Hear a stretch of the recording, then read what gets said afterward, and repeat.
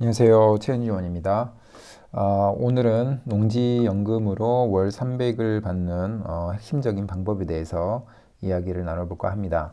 어, 작년에 여러 영상을 통해서 농지연금이라는 제도에 대해서 설명을 드린 바가 있는데 저 나름대로의 생각을 가지고 농지연금이 어떤 제도이고 그리고 가장 잘 활용할 수 있는 방법이 어떤 방법이 있을지 이런 내용에 대해서 핵심적인 방법에 대해서 공개를 해드렸습니다. 그래서 많은 분들이 관심을 가지고 있으셔서 또 한번 저의 생각을 다시 한번 공유를 드려볼까 합니다. 우선은 농지는 가장 싼 토지이고 그 다음에 매년 물가 상승률만큼은 오른다라는 이 농지에 대한 믿음에서부터 출발한다고 저는 개인적으로 생각을 합니다. 그래서 많은 사람들이 이야기하는 이 농지는 하락하지 않는다. 이게 굉장히 중요할 것 같고요. 또한 개발 호재가 있을 수 있는 지역의 농지를 만약에 매입을 한다면 가격 급등의 가능성도 있을 수 있기 때문에 이 농지에 투자를 해야만 가장 안정적인 상태에서 수익률을 높일 수 있는 그런 방법이 될 수 있다고 생각을 합니다. 왼쪽 그래프는 2010년도부터 2023년도까지의 아파트 가격과 농지 가격의 변화 추이입니다. 아파트 가격은 2013, 12년부터 2016년도, 15년 정도까지 정체기를 겪다가 그 이후에 많이 올랐고 우리가 아는 것처럼 그리고 떨어지는 것도 굉장히 큰 폭으로 지금 떨어지고 있는 상황입니다. 이런 상태에서는 우리가 아파트에 투자하기는 사실 조금 부담스러운 부분이 있습니다. 안정적이지 않고 가격 자체가 이미 굉장히 높기 때문에. 그러나 이 농지 가격의 변화를 보시면 2010년도부터 작년에 4에서 5% 정도 떨어진 것을 제외하고는 이 농지 가격이 공시지가의 변화가 거의 직선적으로 상승하는 것을 확인할 수가 있습니다. 그만큼 농지 가격은 굉장히 안정적으로 우상향한다라고 보시면 될 것 같고, 그러면 왜 이 농지 가격이 안정적으로 우상하느냐를 보게 되면은 이건 바로 물가와 관련이 있습니다.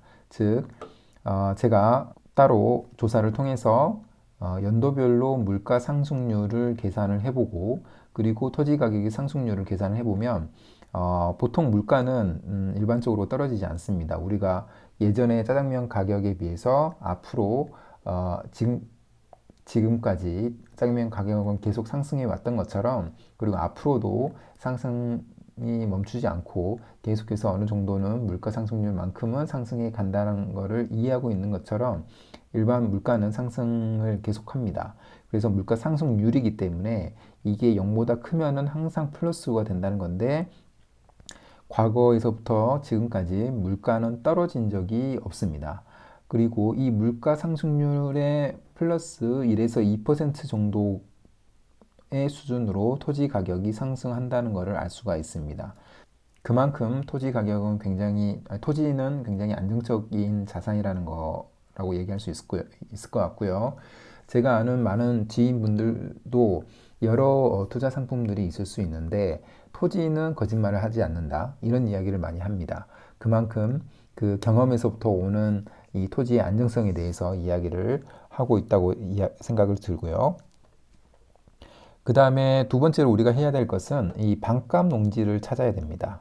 그 일반 매매의 수준으로 농지를 매입을 한다면 그래서 농지연금으로 신청을 하게 된다면 그 수익률이나 그 효과는 상대적으로 작다고 생각할 수 있습니다. 그래서 그 수익률을 극대화할 수 있고 또 한 가지 보유할 때의 자기 부담이 적어야 일반 직장인들 또는 서민들이 이 농지를 매입을 할 수가 있는데 이 관점에서 반값으로 농지를 매입을 해야만 자기 부담이 거의 제로로 될 수 있기 때문에 굉장히 중요한 요소입니다. 반값으로 농지를 찾는다. 굉장히 중요한 요소인데 다행히도 이 토지경매 시장에서는 반값 농지가 굉장히 많습니다. 물론 이 특수한 물건이라고 생각되는 뭐 지분 토지라든가 법정 지상권이라든가 분묘기지권이라든가 이런 특수 물건도 당연히 있습니다. 그러나 그 처음 접하는 사람들에게 이 특수 물건부터 시작하라는 것은 사실 굉장히 부담이 될 수 있고 위험할 수도 있기 때문에 우선은 이 특수 물건은 제외하고요. 그러나 굉장히 안정적이면서 반값으로 나온 물건들이 있습니다. 그게 바로 이 농업인만이 매입할 수 있는 농지 또는 이 맹지가 있을 수 있는데, 맹지는 여러분들 아시겠지만 도로에 접하지 않는 토지인데, 다행히 농지연금에서는 맹지도 받아줍니다. 그래서 맹지는 일반적으로 가격이 유찰이 많이 되는 경향이 있는데, 이 맹지 중심으로 농지를 매입을 해서 경작을 어느 정도 하면은 농지연금으로 팔 수 있기 때문에 굉장히 중요하다고 생각이 들고요. 또 한 가지는 이 농업인만이 매입할 수 있는, 예를 들면 농업진흥구역의 농지라든가 이런 농지는 수요가 제한됩니다. 즉 아무나 농지를 매입할 수가 없기 때문에 이 농업인만이 매입할 수 있고, 목적은 농업 경영에 있기 때문에 사실은 개발의 가능성이 그렇게 크지는 않습니다. 다만 이 농업인만이 매입할 수 있고, 예를 들어서 국가에서 어떤 택지 개발이라든가 아니면 산업단지를 조성을 할 때 이런 싼 농지 중심으로 농지를 매입을 해서 그 지역 기반이 이루어지기 때문에 개발 호재의 가능성은 항상 있습니다. 다만 시작할 때부터 이런 개발 호재를 생각하기보다는 이 농업인만이 소유할 수 있는 이런 농지는 기본적으로 싸고 그 다음에 굉장히 안정적으로 우상향한다. 이 두 가지의 장점만 취해도 우리가 원하는 농지연금으로 월 300을 받는 데는 아무 문제가 없다. 이렇게 생각하면 될 것 같습니다. 그 다음에 만약에 물건 분석 공부가 되었다면은 그 다음에 특수 물건에 도전해도 괜찮을 것 같고요. 특수 물건은 감정가의 50% 이하, 충분히 아래에서 낙찰을 받아서 문제를 풀어가면서 수익을 볼 수 있는 그런 쪽으로 하면은 좋을 것 같습니다. 그 다음에 이 아무 문제가 없는 물건 같은 경우에는 감정가의 약 70에서 80% 정도가 대출이 가능합니다.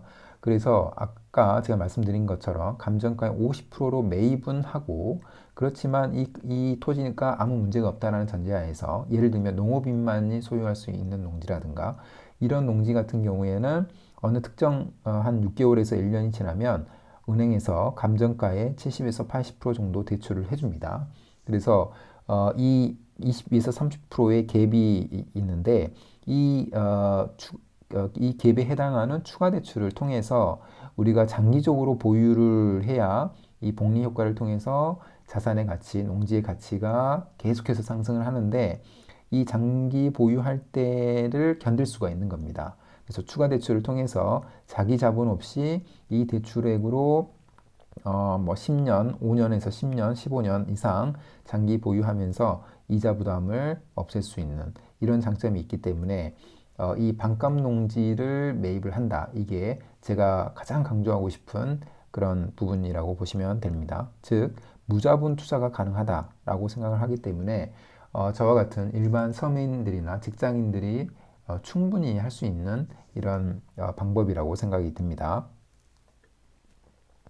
그리고 우리가 해야 될 것은, 즉 반값 농지를 매입을 하고 나서 이 추가 대출을 통해서 농지를 쭉 오랫동안 보유를 할 텐데, 이 보유를 하게 되면은 우리가 일반적으로 아는 것처럼 매년 물가 이상의 복리 효과로 가격은 계속 오릅니다. 이 그래프는 제가 연이자 4%로 상정하고, 지가 상승률 역시도 4%와 10%로 우리가 가정을 해서 우리가 계산을 해보면, 시간이 지남에 따라서 이자의 상승은 이 빨간색처럼 가장 낮은 쪽에 포진을 합니다. 그리고 지가 상승률은 수익률에 따라서 다르긴 하지만 어느 특정 기간이 지나면은 복리 효과로 그 지가 상승률이 가치가 증가하기 때문에 이러한 커브, 즉 굉장히 급등하는 이런 커브를 갖습니다. 그래서 이게 바로 복리 효과인데, 즉 단리 개념인 이자액보다 이 복리의 개념인 지가의 상승률은 항상 높습니다. 그래서 우리가 이런 농지를 가지고만 있어도 매년 이자를 내게 되지만 이 농지의 가격의 상승폭이 매년 내야 되는 이자보다 항상 높기 때문에 보유하면 보유할수록 나에게 이득이 된다. 이렇게 보시면 될 것 같습니다. 그리고 60세, 만약에 60세부터 우리가 농지연금을 신청할 수가 있는데 60세 이전에 높은 가격에 우리가 일반 매매로 팔 수가 있으면 팔면 됩니다. 왜냐하면 농지연금용 토지는 계속해서 나오고 있기 때문에 그렇습니다. 그리고 만약에 못 판다면은 60세에 농지연금을 받으면 되고요. 제가 제안 드리는 거는 전후 후박형으로 앞기간에 많이 받아서 뭐 예를 들면 또 다른 투자로 한번 활용을 한다든가 이런 방법이 또 있을 수 있다고 생각이 들고요. 이거는 개인의 어떤 상황에 따라서 선택할 수 있는 문제라고 생각이 듭니다. 그리고 농지연금을 받는 기간에 또다시 가격이 급등하거나 개발 호재가 생겨서 가격 급등하게 되면 연금을 해지하고 다시 팔면 됩니다. 이렇게 이야기하는 또 근거는 기본적인 이유는 바로 농지연금용 농지는 앞으로 계속해서 나오고 있기 때문에 그렇습니다. 그래서 농지연금용 다른 토지를 연금으로 활용하고 일반 매매 수요가 있는 농지는 팔고 이런 반복을 통해서 농지연금에 대한 세팅뿐만이 아니라 경제적인 자유도 얻을 수 있는 이런 이득을 취할 수 있다고 생각이 듭니다. 이게 제가 생각하는 농지연금으로 노후 준비를 해가는 방법이고 특히나 이 일반 직장인이나 서민들이 그러니까 자기 자본이 없이도 노후 준비를 해나갈 수 있는 굉장히 유일한 방법이라고 저는 생각을 하는데 그래도 몇 가지 준비를 해나가야 될 부분이 있습니다. 즉, 몇 가지 공부는 해야 되고요. 예를 들면 농지연금 제도나 토지에 대한 기초 지식, 그 다음에 토지 경매 물건에 대한 분석 또는 토지 경매에 대해서 익숙해져야 되는 부분이 있고요.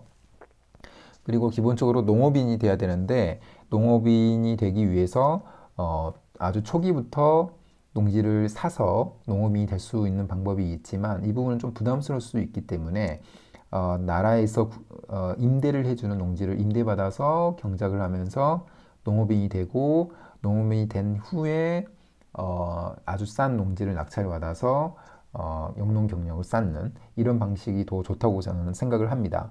그렇기 때문에 이런 방식을 활용하기 위해서는 이 온비드 공매에 대해서도 익숙해질 필요가 있고요. 그리고 가장 중요하게 생각하는 농업인이 되는 가장 현실적인 방법도 알고 있어야 되고 실제로 실행을 할 수 있어야 됩니다. 그리고 어쨌든 농지를 매입을 해야 될 텐데 가능하면 개발 호재가 가득한 지역 중심으로 농지를 매입하는 게 좋다고 생각을 합니다. 저는 기본적으로 이런 지역이 경기도와 충남 북부, 충북 북부라고 생각은 합니다. 그래서 이런 지역의 농지를 매입을 하려고 하는 사람들은 이런 지역에 대한 공부도 필요하다고 생각이 들고요.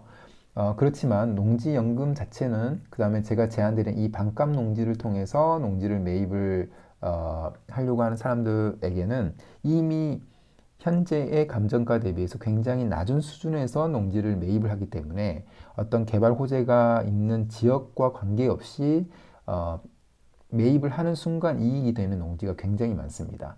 그리고 제가 처음에 말씀드린 것처럼 농지는 일반적으로 가격이 하락하지 않기 때문에 어느 지역의 농지를 매입을 해도 기본적으로 물가 상승률 플러스 1에서 2%, 즉 매년 4에서 한 5% 정도의 집가 상승률은 계속 있을 거기 때문에 어느 지역의 농지를 매입을 해도 크게 문제는 되지 않는다라고 생각을 합니다.